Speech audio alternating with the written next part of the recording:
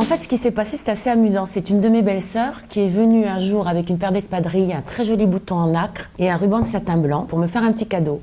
Et du coup, ça m'a amusée. J'en ai fait plusieurs pour offrir à mes belles-filles, à des copines, etc. Et je sais pas, les choses ont évolué. J'en ai fait de plus en plus. La création m'a beaucoup amusée. Et du coup, j'ai décidé d'en faire une activité professionnelle, entre guillemets.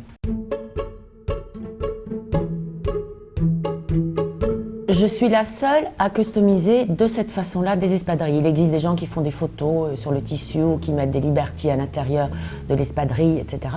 Mais moi, ce que je fais en mettant des fleurs, des boutons, des rubans, des petits nœuds, je suis la seule à le faire. Enfin, j'ai un peu regardé partout. Pour le moment, je n'ai trouvé que moi.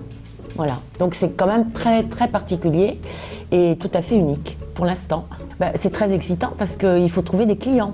Donc ça, c'est le challenge. Créer, c'est pas du tout un problème pour moi parce que je suis toujours inspirée. Puis au fur et à mesure de mes cours, je trouve des décorations très sympas et très originales. Mais la difficulté, c'est de trouver un marché, d'ouvrir le marché. Donc ça, je le fais avec le site internet qui vient de débuter. J'ai déjà eu quelques commandes. Et puis aussi en me faisant connaître chez les commerçants de la Côte Basse. Donc j'avais fait un cocktail d'inauguration pour lancer ma marque. Et après, j'ai très confiance dans le bouche à oreille, donc on verra. Essentiellement pour les femmes, pas pour les hommes. Après, pour les enfants, je conseille aux gens qui veulent faire des espadrilles pour leurs petits-enfants d'acheter d'abord le modèle, parce que les pieds d'enfant, c'est assez particulier, donc je n'arriverai jamais à trouver la bonne taille. Donc il vaut mieux venir avec le modèle ou me l'envoyer, me dire un petit peu ce qu'on veut comme inspiration de décoration, et à ce moment-là, je customise l'espadrille.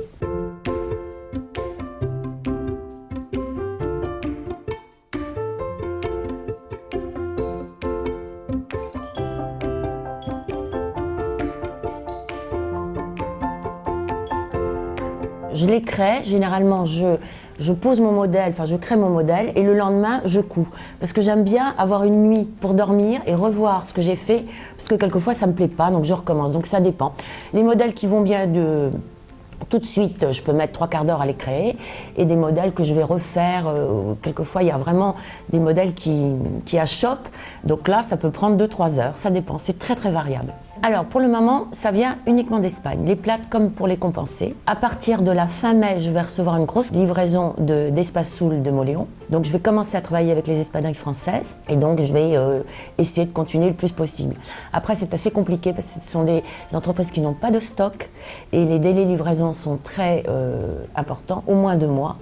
Donc il y a pas beaucoup, je peux pas être très réactive, donc c'est assez compliqué. Mais comme je commence cette activité, il faut que je découvre, j'apprends petit à petit. Mais l'idée, c'est de s'orienter vers des achats uniquement sur le marché français.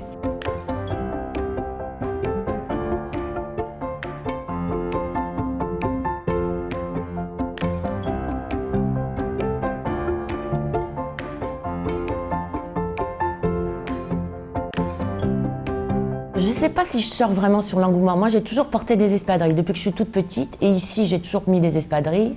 Moi, j'ai pas vraiment subi la mode en me disant tout d'un coup, oh, je vais mettre des espadrilles parce que c'est à la mode. Mais effectivement, je pense qu'inconsciemment, on est porté par les phénomènes de mode. Donc, je pense que certainement, enfin, c'est très possible que j'ai été influencée par cet environnement qui remet l'espadrille vraiment à la mode. Voilà, c'est tout ce que je peux dire. Mais en tout cas, c'était pas conscient quand j'ai créé mon activité. La grosse différence, en tout cas dans cette nouvel engouement sur l'espadrille, c'est qu'elle a un nouveau créneau et que l'espadrille devient 2 choses à mon avis. Peut devenir une chaussure d'intérieur en hiver. Et ça, il faudra vraiment le développer parce que ça va ouvrir le marché, surtout le marché français qui a besoin d'être lancé. Vous savez qu'il y a eu beaucoup d'industries qui ont fermé à Moléon dans les 20 dernières années. Et d'autre part, l'espadrille, en période estivale où on peut mettre des chaussures donc en toile, devient un accessoire très chic, ça je le pense, et spécialement l'espadrille customisée.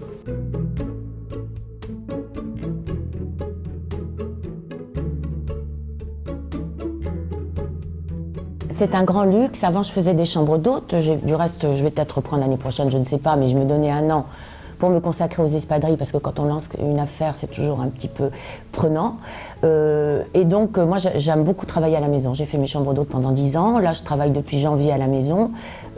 C'est très agréable parce que ça permet une grande souplesse, ça permet une disponibilité pour d'autres choses. Donc, on est très famille, on reçoit beaucoup de familles, donc ça me permet de ne pas avoir une cassure dans ma façon de vivre.